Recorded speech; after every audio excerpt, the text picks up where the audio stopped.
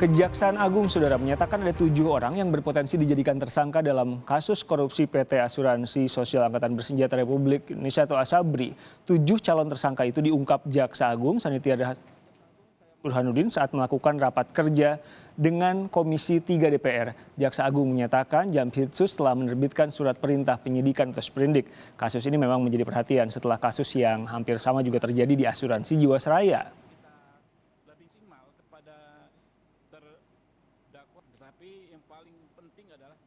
Dalam kasus dugaan korupsi PT Asuransi Sosial Angkatan Darat Bersenjata Republik Indonesia atau ASABRI, Kejaksaan Agung segera menetapkan 7 tersangka. Tapi yang patut ditunggu, 7 calon tersangka itu merupakan 2 tersangka kasus korupsi Jiwasraya. Dalam penyidikan kasus ini, Kejaksaan Agung telah memeriksa 18 orang sebagai saksi. Kasus korupsi yang ditangani Kejaksaan Agung ini berkaitan dengan dugaan korupsi pengelolaan keuangan dan dana investasi PT ASABRI periode 2012-2019. Kalau kita melihat kasus korupsi Jiwasraya, sejumlah terdakwa sudah dinyatakan bersalah di pengadilan. 2 diantaranya adalah Dirut PT Hansan International Beni Cokro Saputro dan Komisaris Utama PT Trada Alam Minera Heru Hidayat. Keduanya dihukum seumur hidup karena terbukti melakukan korupsi dan tindak pidana pencucian uang. Kita masih akan menunggu penyidikan dari Kejaksaan Agung apakah 2 nama itu ikut terlibat dalam kasus korupsi PT ASABRI atau tidak. Mengingat kedua kasus itu sama-sama berkaitan dengan investasi dan asuransi milik pemerintah. ASABRI ini khusus ASABRI karena pelaku, mohon maaf, pelaku ASABRI dengan Jiwasraya itu memang sama untuk yang 2. Tapi ini ada 7 orang calonnya, bisa lebih lagi. Tetapi yang 2 ini sama antara asuransi Jiwasraya dengan asuransi ASABRI ini. 2 ini sama. Dan insya Allah asetnya masih ada. Yang kemarin udah kami sita itu sekitar 18 T. Itu masih ada. Jadi kami akan lacak terus sehingga walaupun mungkin akan berat. Berdasarkan perhitungan Badan Pemeriksa Keuangan, potensi kerugian negara dari korupsi PT ASABRI mencapai 22 triliun rupiah. Dengan potensi kerugian sebesar itu, Kejaksaan Agung telah menyita aset senilai 18 triliun rupiah dari pihak yang terlibat. Untuk itu Kejaksaan akan terus melakukan pelacakan dari aset yang bisa mengembalikan kerugian negara.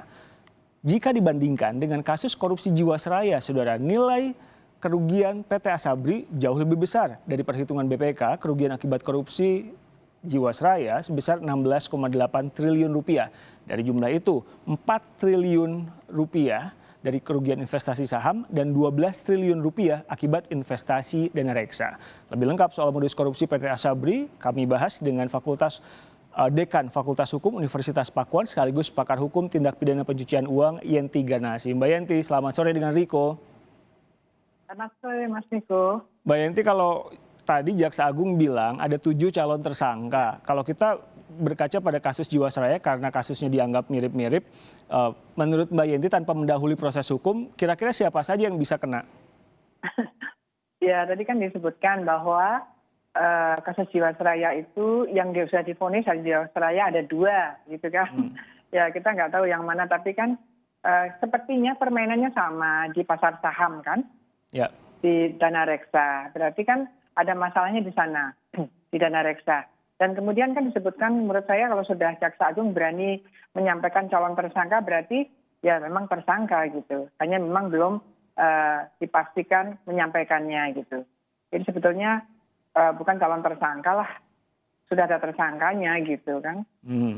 Minimal yang sudah diperiksa kan banyak itu kalau nggak salah ya. Dan itu Jaksa Agung nggak menyatakan tersangkanya. Ya calon tersangka mungkin ya, tapi ya nantinya tersangkanya 7, 2 diantaranya terlibat juga dengan Jiwasraya gitu. Nah, kalau kita melihat kasus ini kan oke, kalau misalkan ada aset yang bisa dikembalikan, bisa dikembalikan. Saya lebih membahas soal bagaimana nasabah yang bisa jadi kehilangan uangnya. Tapi kalau nggak punya aset yang bisa dikembalikan, itu nasib uang nasabahnya gimana, Mbak Yenti? Ya begini, ini kan juga di Jiwasraya kan banyak polemik ya, masih banyak menyisakan masalah. Walaupun sudah divonis di PN ya, di PN sudah divonis. Antara yang 2 itu ya, yang 2 itu adalah pidananya semua seumur hidup ya, seumur hidup, dan kemudian asetnya disita. Dan kemudian menimbulkan keributan. Ada beberapa orang nasabah yang ditanyakan tadi nasabah-nasabah yang merasa mereka itu beretikat baik, tapi ternyata kok ikut disita, gitu kan? Ini kan akan disidangkan. Artinya apa? Potensi uang kembali negara juga akan berkurang kalau memang nanti ini dikabulkan. Nah, berkaitan dengan hal ini, tentu harus di-tracing ya, di-tracingnya itu betul-betul dari para pelaku yang 7 ini, uang hasil korupsi di Asabri itu dialirkan kemana saja. Kalau ke dana reksa, yang mana? Kemudian turunan dana reksa itu harus dilihat. Itu dia memasukkan uang ke sana kan ya, menginvestasikan. Kemudian ada orang beli sahamnya, kan begitu ya. Nah ini betul-betul harus dipilah yang mereka yang beli saham, yang memang betul-betul beretikat baik, itu harus juga ada perlindungan dengan proses hukum yang betul. Dan bayangan saya tentu dengan TPPU ya, karena bagaimanapun juga kita harus acungkan jempol lah untuk Kejaksaan Agung berkaitan dengan begitu berani ya, bagus ya Kejaksaan Agung begitu ada korupsi langsung dengan TPPU, dan sudah bagus lah itu kan. Hanya memang berkaitan dengan bagaimana upaya pengembalian uang kepada negara melalui penyitaan dan nanti melalui putusan pengadilan kalau itu terbukti menggunakan perampasan, itu harus betul-betul yang dirampas, betul-betul yang pakai TPPU, betul-betul yang memang aliran uang hasil korupsi Asabri. Nah gitu. Kepada mereka siapapun, bisa jadi mereka tidak terlibat korupsi di Asabri, tetapi orang-orang yang menikmati menerima itu, paling tidak dia harus punya bahwa dia itu tidak punya etikat baik, dia itu patut menduga bahwa dia berkaitan dengan uang hasil kejahatan. Dan itu mudah dibuktikannya, Mbak Yanti. Harus hati-hati. Membuktikannya susah dong kalau misalkan itikat baik, itikat buruk dan tadi. Oh, penelusuran kan. Nah ini makanya kalau itu di reksadana, makanya kan ini ada pengawasannya kan, OJK, ya kan OJK. OJK pasti tahu lah. Kan misalnya TPPU tidak boleh nomini, ada nggak yang nomini? Berarti kalau nomini sudah ada indikasi dia sebenarnya patut menduga gitu. Karena nomini tidak boleh gitu. Kalau udah nomini ya saya kira itu terlibat gitu. Karena pada mereka lah nanti yang nomini misalnya atau orang-orang yang tidak beretikat baik itu begini. Beretikat baik itu kita harus lihat nasabah-nasabah ini ketika dia menginvestasikan uangnya di reksadana itu polanya apa, bagaimana kalau memang mereka memang merupakan nasabah yang berkaitan dengan dinamika reksadana, ya itu harus dijaga. Kenapa? Karena pasar modal ini kan masalah kepercayaan juga keras. Ya jangan sampai dengan adanya 2 kasus ini kemudian reksadana menjadi masalah, saham menjadi masalah. Padahal sekarang ini masalah saham akan segera dinaikkan berkaitan dengan percepatan pemulihan ekonomi nasional. Nah ini juga harus dijaga gitu.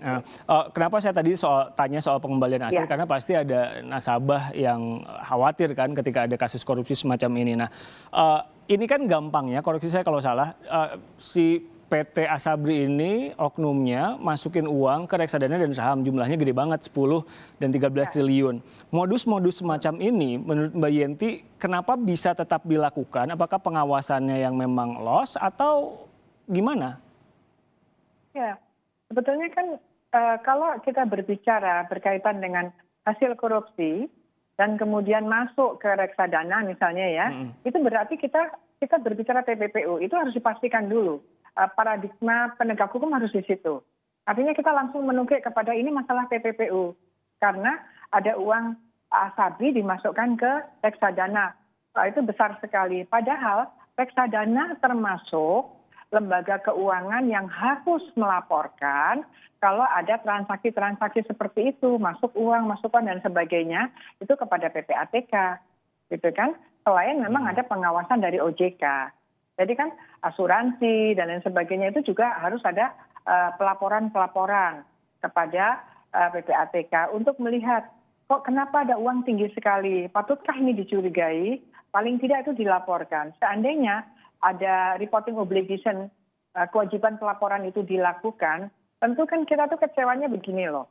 Begitu ada terungkap, ini sudah sekian lama, dan kerugian negara sudah sekian besar sehingga pada akhirnya bisa berdampak pelacakannya sulit gitu kan. Ya, karena udah kelamaan. Akhirnya uang terlalu lama karena uang negara menjadi menjadi hilang kan, bisa berpotensi seperti itu. Ya, jadi bukan berarti nanti kalau Kejaksaan Agung seperti Jiwasraya kan cepat tuh, kita juga angkat topi untuk Kejaksaan Agung kan. Tapi kan itu cepat karena terungkapnya sudah lama baru terungkap gitu kan. Sama ini nanti kalaupun seperti apapun cepatnya, karena terungkapnya lama, karena mekanisme-mekanisme yang lain itu nggak berjalan, sehingga ada potensi-potensi, ada uang hasil kejahatan korupsi di Asabri masuk ke reksadana, baru ketahuan sekarang, padahal dari 2012 ya kalau nggak salah. 2019 ya. Jadi sebetulnya harusnya bisa dicari tahu dari awal karena ada dana mencurigakan masuk reksadana atau saham itu. Kenapa itu mekanisme apa yang bolong? Iya, ya mekanisme pengawasan, mekanisme kewajiban pelaporan.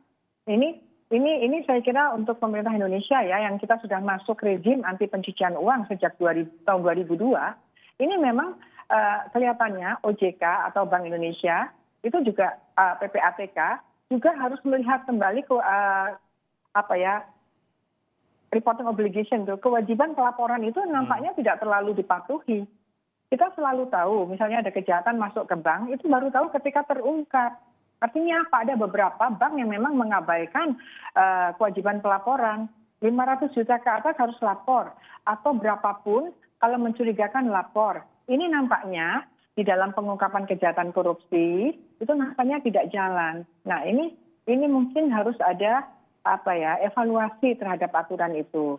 Bahwa bagaimana kalau penyedia jasa keuangan yang harus lapor kepada PPATK ketika ada transaksi mencurigakan atau transaksi 500 juta ke atas tidak lapor.